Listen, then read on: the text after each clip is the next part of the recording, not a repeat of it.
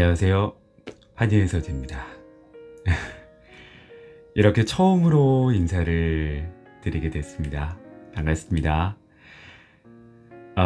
이 시간만큼은 여러분들이 하루의 일과 중에 잠깐의 쉼표를 가질 수 있는 시간, 그리고 힐링할 수 있는 시간, 그런 시간이 되길 바라겠고요. 오늘 하루도 정말 너무너무 수고 많으셨고요.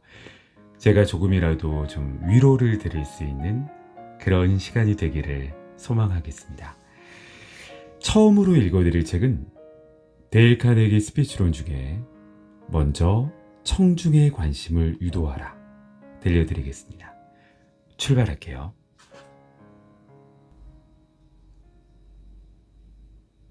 1장 연설의 기술. 1912년은 내가 연설의 기술에 대해 최초로 강의를 시작한 해이다. 그 이후로 나는 강의를 시작하기에 앞서 갖는 오리엔테이션에서 수강생들에게 반드시 질문하는 것이 하나 있다. 즉, 무엇 때문에 강의를 듣기로 결정했으며 강의 과정이 전부 끝났을 때 어떤 결과를 얻길 원하는가라는 물음을 던지는 것이다. 수강생들은 자신의 목적을 약간씩 다르게 표현한다. 그러나 그 내용을 보면 그들이 거의 비슷한 소망을 갖고 있다는 것을 발견하게 된다. 즉, 나는 다른 사람들 앞에서 말해야 할 입장이 되면 걱정이 앞서기 시작한다. 그래서 조금씩 두려워지고 사리를 판단할 수 없으며 주의력은 산만해져서 내가 무엇을 말하려고 했는지조차 잊어버리게 된다. 때문에 나는 무엇보다도 마음을 차분하게 가라앉히고 생각을 정리하여 요령 있게 말함으로써 다른 사람을 설득시키거나 이해시킬 수 있는 대화의 기술을 배우고 싶다라고 그들은 한결같이 대답한다. 당신은 혹시 주위 사람들 가운데 누군가가 이렇듯 간절한 어조로 말하는 것을 들어본 적이 없는가? 또는 당신 스스로 이와 같은 좌절감을 느껴본 적은 없는가? 당신에게 묻고 싶다. 다른 사람을 설득시키거나 납득시킬 수 있는 연설의 기술을 배우고 싶은 마음은 없는가? 아마도 당신은 큰 소리로 분명히 있다 라고 대답할 것이 틀림없다.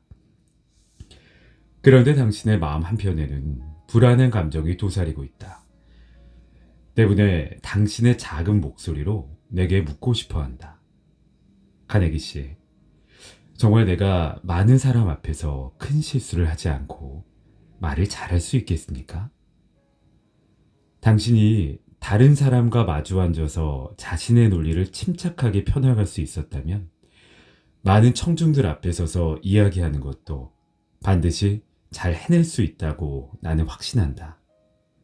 왜냐하면 당신이 느끼는 두려움이나 조급함, 무대 공포증 따위는 스스로 판단하는 것만큼 큰 문제가 아니기 때문이다.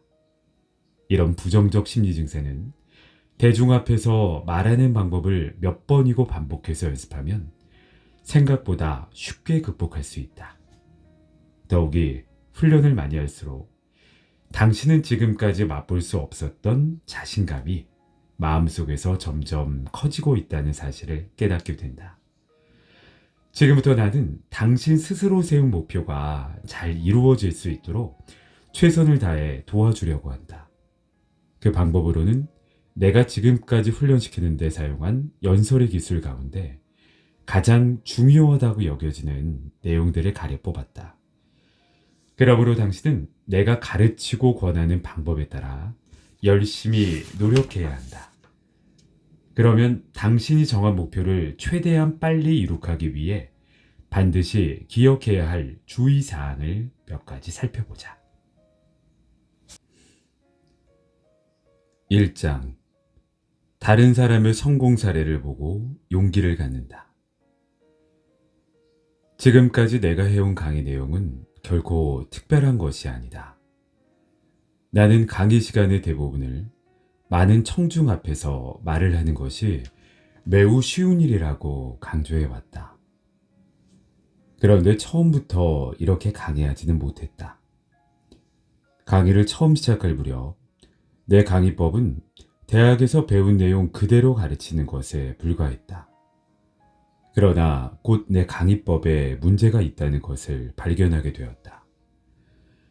나는 그동안 크고 작은 회사를 운영하는 사업가들을 마치 대학교 신입생처럼 취급해 웹스터라든가 버그, 피트, 오크웰과 같은 유명한 웅변과 연설을 무조건 흉내내게 만들었던 것이다. 내 수강생들이 원하는 강의는 그런 것과는 거리가 멀었다. 그들은 무엇보다도 강의를 통해 일상적인 업무를 처리할 때나 또는 자주 열리는 회의석상에서 누가 들어도 명확하고 논리정연하게 느껴지는 보고를 할 수 있는 용기가 생겼으면 하고 바랬다.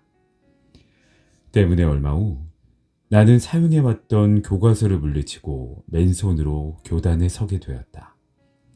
그리고는 청중들을 납득시키는데 꼭 필요한 서너 가지의 단순한 대화 법칙만을 가르쳤다. 뿐만 아니라 그들은 망설이거나 조급해하지 않고 준비한 내용을 끝까지 보고할 수 있을 때까지 나와 함께 연습했다. 수강생들이 한 명도 탈락하지 않고 더 많은 것을 배우기 위해 열심히 노력한 것을 보면 그 강의는 성공적이었다고 평가할 수 있다. 지금도 기억이 나는 수강생들 가운데 한 명은 D.W. 켄트다. 이 사람은 필라델피아에서 사업가로 성공했는데 강의를 시작하고 며칠 후 내게 이런 말을 했다. 카네기 씨, 저는 지금까지 여러 모임에서 반드시 말을 해야 할 경우가 있었습니다. 하지만 그때마다 어떤 핑계를 내세워 무사히 피해왔죠. 그러다 이번에는 H대학 이사회 회장으로 선출되어 회의를 주재하는 노릇을 피할 수 없게 되었지 뭡니까. 그래서 제가 의논드리고자 하는 것은 저처럼 나이를 많이 먹었어도 여러 사람들 앞에서 말하는 법을 배울 수 있을까 하는 겁니다. 나는 이미 수료한 수강생들 가운데서 이와 비슷한 입장에 놓여 있는 사람들을 가르친 경험을 갖고 있었기 때문에 충분히 가능한 일이라고 대답했다. 약 3년 후쯤 나는 켄트 씨와 우연히 마주칠 기회가 있었다. 그와 차 한 잔을 나누며 이런저런 이야기를 나누다가 마침 그때 일이 생각이 났다. 그래서 나는 부드러운 미소를 지으며 내 말대로 되었는가를 물어보았다. 켄트 씨는 대답하는 대신 주머니에서 작은 수첩을 꺼내서 내게 건네주었다. 수첩 안에는 앞으로 몇 달 동안 그의 연설을 기다리고 있는 각종 모임이 빽빽하게 적혀 있었다. 켄트 씨는 자신의 솔직한 심정을 다음처럼 고백했다. 제가 많은 사람들 앞에 서서 연설하게 되리라고 예전에는 감히 생각하지 못했습니다. 그러나 지금은 연설을 함으로써 희열을 느끼게 되죠. 제 연설은 비록 보잘것없지만 들은 사람들이 용기와 희망을 되찾았다고 말할 때마다 큰 보람을 느낍니다. 이런 것은 제 생애를 통틀어 처음 해보는 정말 귀중한 경험입니다. 또 다른 예를 들어보자. BF 군리치사의 회장인 데이비드 M. 군리치가 어느 날 내 사무실에 와서 이렇게 말했다. 저는 태어나서 이 나이 먹도록 무대 공포증에서 벗어날 수가 없군요. 더욱이 이번에는 이사회 회장을 맡게 되었죠. 이사회 임원들은 오랫동안 함께 일해온 사이여서 꽤 친숙한 편이에요. 그들과 서로 마주 앉아 있을 때는 아무런 거리낌 없이 대화를 나눕니다. 그런데 일어서서 무슨 말을 하려고 하면 도무지 한마디도 할 수가 없어요. 도대체 이건 무슨 증세일까요? 이런 일이 나타난 것은 벌써 여러 해 됩니다. 의사도 만나봤지만 뾰족한 치료법을 찾을 수 없다고 하지 뭡니까? 그러니 카네기 씨에게 특별한 기대를 하진 않아요. 나는 이미 만성 중환자일 뿐입니다. 나는 그에게 고칠 수 없다고 생각하면서 나를 찾아온 이유는 무엇 때문이냐고 물어보았다. 그 이유는 오직 하나입니다. 저는 3년 전부터 제 개인적인 격리 업무를 담당하는 회계사를 한 명 고용하고 있습니다. 이 사람은 너무나 내성적이어서 부끄러움을 많이 타더라고요. 그가 자기 사무실에 가기 위해서는 반드시 내 방을 통과해야 하는데 그는 우리 회사에 들어온 이후로 번번이 고개를 숙이고 말도 제대로 하지 않고 그저 슬금슬금 쥐가 고양이 대하듯 지나다녔죠. 그런데 요즘은 고개를 들고 당당하게 내 방을 드나들죠. 게다가 나와 마주치면 인사까지 건네지 않겠어요? 그의 행동이 180도 달라져서 제가 깜짝 놀란 게 당연한 일 아닙니까? 한동안 망설이다가 얼마 전에야 그의 성격을 바꿔놓은 사람이 도대체 누구냐고 물어보았죠. 그런데 그 친구 말이 카네기 씨에게 강의를 듣고 있다더군요. 그래서 이렇게 소심했던 친구가 전혀 다른 사람처럼 변한 것처럼 저도 변할 수 있다는 건 의심할 여지 없는 일이니까요. 나는 고니치 씨에게 내 강의에 규칙적으로 출석해 가르치는 내용을 충실하게 따르라고 했다. 만약 그렇게 한다면 2, 3주일 안으로 틀림없이 많은 청중들 앞에서 연설할 수 있게 된다고 장담했다. 고니치 씨는 당장 내 강의에 참석했고 기대했던 것보다 훨씬 좋은 성과를 거두었다. 그가 강좌에 참석한 지 3개월이 지난 어느 날 나는 그에게 아스토호텔에서 개최되는 집회에 참석하여 그동안 배운 것과 훈련 결과 등에 대해 설명해 줄 것을 부탁했다. 그 집회에는 대략 3,000명에 가까운 청중들이 모일 것이라고 예상되었다. 때문에 그의 개발된 연설 능력을 시험해 볼 수 있는 좋은 기회이기도 했다. 그는 처음에는 선약이 있어서 아쉽지만 참석할 수 없다고 말했다. 그러나 다음날 선약을 취소하고 참석하기로 했다며 이렇게 말했다. 선생님 말씀대로 집회에 참석하여 연단에 서겠습니다. 제게는 그럴 책임이 있으니까요. 저는 그곳에 모인 청중들에게 제가 훈련을 받고 어떻게 달라졌는가를 보여주고 싶어요. 제 경험담을 듣고 그 가운데 몇 사람만이라도 자신의 인생을 바꿀 필요가 있다고 마음먹는다면 얼마나 다행스러운 일입니까? 저는 그 사람들에게 용기를 북돋아주고 싶습니다. 나는 그에게 2분 동안만 연설해달라고 부탁했다. 그런데 그는 예상을 뛰어넘어 11분 동안이나 막힘없이 연설해 주었다.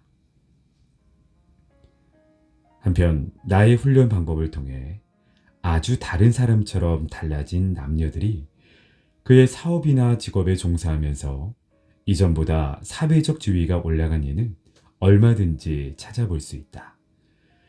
그 예로서 마리오 라조에 관한 일을 소개하고 싶다. 귀하의 스케줄에 방해가 안 된다면 연설을 지도받기 위해 뉴욕으로 가겠음. 어느 날 나는 쿠바에서 날아온 이상한 정보를 한 장 받았다. 발신인의 이름은 마리오 라조라고 적혀 있었다. 나는 그가 누구인지 전혀 짐작조차 할 수 없었다. 나중에 알게 된 일이지만 그는 쿠바에서 꽤 널리 알려진 변호사였다. 아무튼 라조 씨는 나를 만나러 뉴욕에 도착한 후 이렇게 말했다. 하바나 컨트리 클럽에서 가까운 시일 안에 창립자의 50세 생일 축하 파티가 개최될 예정입니다. 그런데 그곳에서 저는 주인공에게 은컵을 증정하고 그날 밤의 프로그램 가운데 가장 중요한 스피치를 해달라고 부탁을 받았습니다. 저는 지금까지 대중연설이라고는 한 번도 해본 적이 없습니다. 많은 사람들 앞에서 연설한다는 것만 생각해도 지금부터 긴장돼요. 만약 실수라도 하게 되면 저희 부부는 온갖 구설수에 시달리게 될 뿐만 아니라 더 이상 사교 모임에 나갈 수 없게 되겠죠. 그뿐이겠습니까? 제가 변호사 활동을 계속하는데 막대한 지장을 초래하겠죠.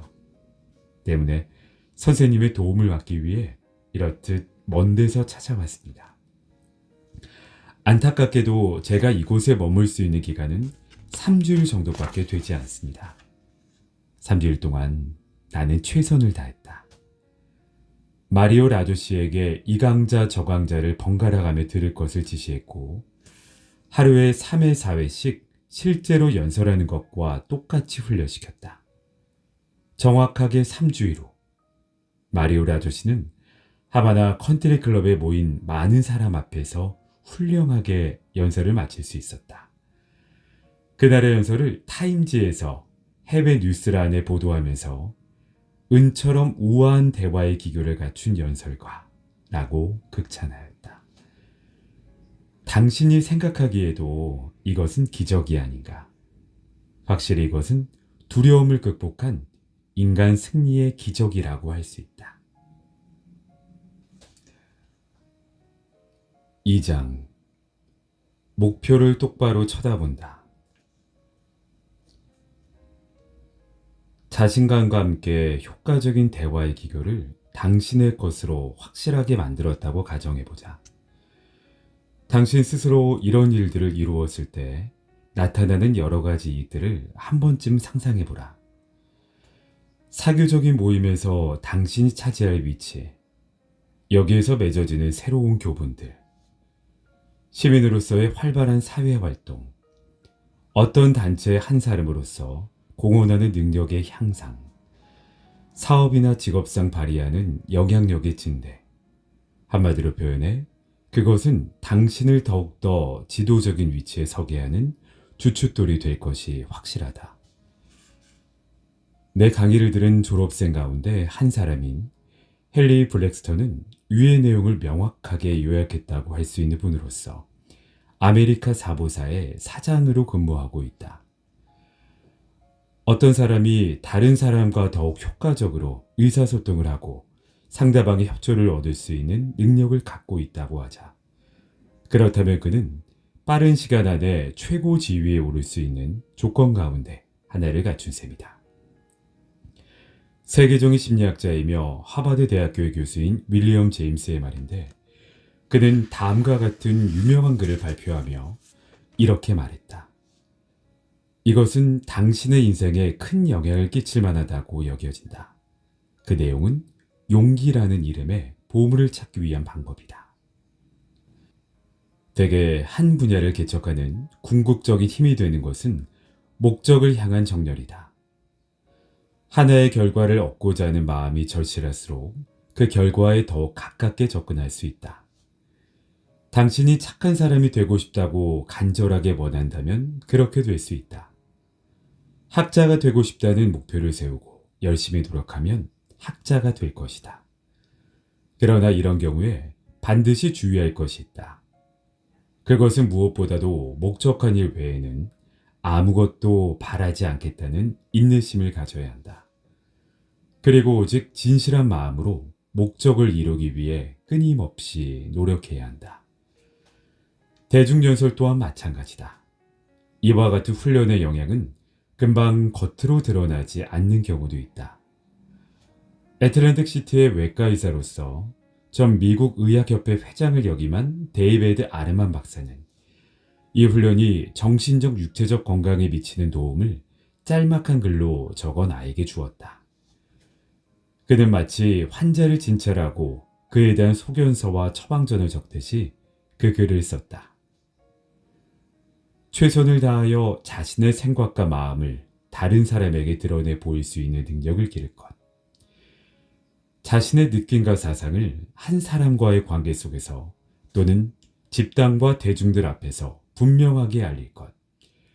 이런 능력이 커짐으로써 자신 속에 숨쉬고 있던 진실한 자아가 적극적으로 활동한다.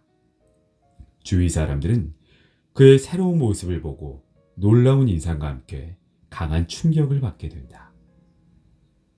이처럼 함축적인 의미를 담고 있는 내용을 행동으로 옮기는 사람은 두 가지 이익을 동시에 거둘 수 있다. 첫째는 다른 사람에게 말을 건네는 방법을 익혀감에 따라 한층 자신감이 생겨나게 된다. 둘째는 자신의 인격 속에 포용력이 넓어지고 여러 가지 자질이 향상되게 된다.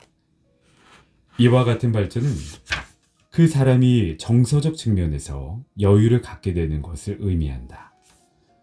더욱이 정서적인 여유는 곧 육체적인 만족감까지 불러일으킨다. 이런 현상은 남녀노소를 가리지 않고 거의 공통적으로 발생한다. 그러므로 당신은 상대방이 몇 명이든 상관하지 말고 기회가 생기면 대화를 갖도록 신경을 써야 한다. 그 경험을 많이 쌓을수록 당신의 대화는 더욱더 세련되게 된다. 한편 당신은 지금까지 누릴 수 없었던 정신적인 충족감까지 맛보게 된다. 즉, 자신이 원만한 성격을 갖고 있다는 것을 깨닫게 되어 대인관계에 더 큰 자신감을 갖게 된다. 3장. 반드시 성공할 수 있다고 스스로 확신한다. 나는 한 번은 어느 라디오 프로그램에 참석하여 수강생들을 훈련시키면서 얻은 교훈을 발표했다. 내가 지금까지 깨달은 것들 가운데 가장 큰 교훈은 특별한 내용이 결코 아니다. 즉, 사람들이 무엇을 생각하든지 그것은 매우 중요하다는 사실이다. 만약 어떤 사람이 지금 생각하고 있는 것이 무엇인가를 가르쳐 준다면 나는 그가 어떤 인물인가를 금방 파악할 수 있다. 왜냐하면 한 사람이 갖고 있는 특성은 흔히 그 사람의 생각에 의해 결정되기 때문이다. 그러므로 사람들은 생각의 방향을 바꿈으로써 자신의 앞에 펼쳐진 인생도 바꿀 수 있다. 그런데 이런 극적인 결과를 얻으려면 어떤 방법을 사용해야 더욱 효과적일까? 이 의문에 대한 대답도 매우 간단하다. 당신은 자신이 노력한 만큼 반드시 훌륭한 열매를 거둘 수 있다고 적극적으로 생각해야 한다. 한편 많은 사람들 앞에서 말하기 위해 노력을 기울이고 있다면 나타날 결과에 대해서도 낙천적인 시각으로 바라보아야 한다. 더욱이 자신의 목표를 이룰 때까지 마음과 정성을 다 바치겠다는 결심을 주위 사람들에게 더욱 명확히 드러내 보인다. 이때 가장 좋은 방법은 말로 소문을 퍼뜨리는 것이다. 이처럼 어떤 목표를 이룩하고야 말겠다는 자신과의 싸움을 이를 적극적으로 추진하는데 반드시 필요한 과정이다. 때문에 훌륭한 연설가가 되고 싶다면 무슨 일이 있더라도 될 수 있다는 성공을 향한 신념을 굳건하게 세워야 한다. 예를 하나 살펴보자. 중서부 지방에서 개최한 내 강좌가 열리던 첫날이었다. 다른 수강생들과 함께 앞쪽에 앉아있던 조 헤이버스틱이 일어나서 말했다. 저는 건축업자입니다. 앞으로 전국 건축가협회의 대변인이 되는 것이 저의 진정한 꿈입니다. 대변인이 되면 전국을 돌아다니면서 건축 사업의 문제점을 토론하고 그동안의 업적을 알려주고 싶거든요. 그는 자신의 희망을 이루기 위해 정말 열심히 훈련을 받았다. 마침 그때는 건축업계가 1년 중에서도 가장 바쁜 시기였다. 그러나 그는 한 번도 빠짐없이 자신이 발표할 내용을 미리 조사했고 열심히 연습하여 동료들 앞에서 무사히 발표를 마치곤 했다. 그는 훈련의 전 과정을 훌륭하게 해냈다. 그것은 강사들이 보기에도 깜짝 놀랄 만한 발전 속도였다. 2개월쯤 지나자 그는 두각을 나타내는 우수한 수강생이 되었다. 뿐만 아니라 반장으로 선출되기도 했다. 1년 후 그의 반을 담당했던 강사가 내게 편지를 보내왔다. 그 내용은 참으로 놀라운 소식이었다. 저는 그동안 조 헤이버스틱이라는 사람을 거의 잊고 있었습니다. 그런데 어느 날 사진과 함께 그의 기사가 신문에 실려 있었죠. 전날 밤 그는 이곳의 건축업자 모임에서 연설을 했던 것입니다. 그런데 그의 직함이 무엇이었는지 상상해 보십시오. 그는 전국 건축가협회의 대변인 정도가 아니라 당당히 회장 자리에 올라 있었습니다. 당신도 벌써 눈치챘겠지만 조 헤이버스틱은 자신의 목표를 성공시키기 위해 피나는 노력을 게을리하지 않은 것이다. 4장. 모든 기회를 이용해 연습한다. 내가 강의를 해오면서 변함없이 적용시키는 원칙이 한 가지 있다. 그것은 모든 수강생들은 한 사람도 빠짐없이 한두 차례씩은 동료들 앞에 서서 연설을 해야 한다는 점이다. 마치 수영을 처음 배울 때의 원리와 똑같다고 할 수 있다. 물에 들어가지 않고서는 수영을 배울 수 없듯이 다른 사람들 앞에서 말해보지 않으면 연설을 어떻게 해야 하는지 구체적으로 깨닫지 못하는 것이다. 때문에 강좌와 훈련 내용을 행동으로 직접 해봐야 기교가 쌓이게 된다. 유명한 연설가인 조지 버나드 쇼는 청중들을 앞에 놓고 설득력 강한 대화를 나누고 싶다면 다음처럼 하면 효과적이라고 말했다. 즉, 실패를 자꾸 반복하면 웃음거리가 될 수 있다. 그러나 아무것도 겁내지 말고 연습을 반복하라고 조언한다. 이것은 그의 체험에서 우러나온 말이다. 그의 한창 젊었을 때 내성적인 성격이 너무 지나쳤다. 그래서 다른 사람을 방문하게 되었을 때도 한번 배를 누르기 위해 문 앞에 서서 20분 이상 망설여야 했다.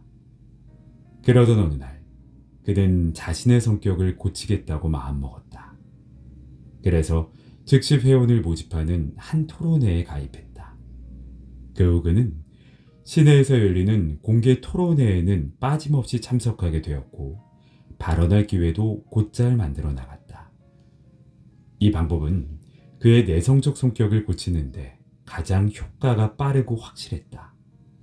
그러나 그가 이 사실을 미리 알고 토론회에 가입한 것은 아니었다. 그는 단지 자신의 성격을 고쳐보겠다는 의지를 실천하기 위해 하나의 모험을 선택했을 뿐이다. 그러나 이 모험 정신이 그의 정신적, 육체적 상태를 완전히 뒤바꿔 놓은 계기가 된 셈이다.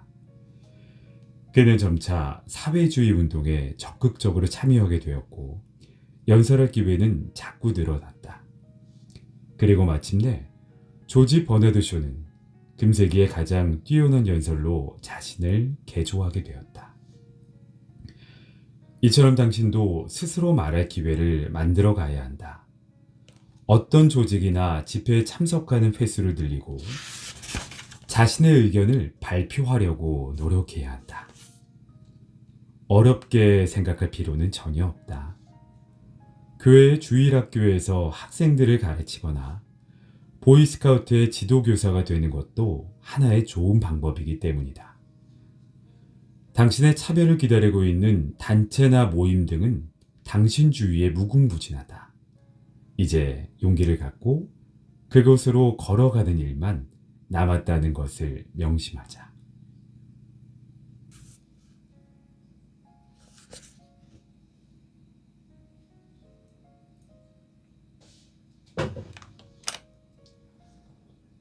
네, 한 30분가량 그 정도 책을 읽어드린 것 같습니다. 파트 1, 연설의 기술에 대해서 들려드렸는데요. 사실, 책의 내용도 굉장히 중요하죠. 근데 책의 내용보다도 들으시는 시간이 잠깐의 쉼이 되고 잠깐의 힐링이 되셨으면 너무 좋았겠다 라는 생각이 듭니다. 마치 우리가 명상을 하는 것처럼 요가를 하는 것처럼 뭔가 들으시는 분들이 릴렉스가 되면서 마음이 편해졌으면 하는 그런 바람을 가지고 책을 읽어드렸고요. 첫 번째 시간은 파트 1 읽어드렸으니까 곧 이어서 파트 2 준비할 테니까 기대해 주세요. 곧 다시 뵙겠습니다. 또 만나요.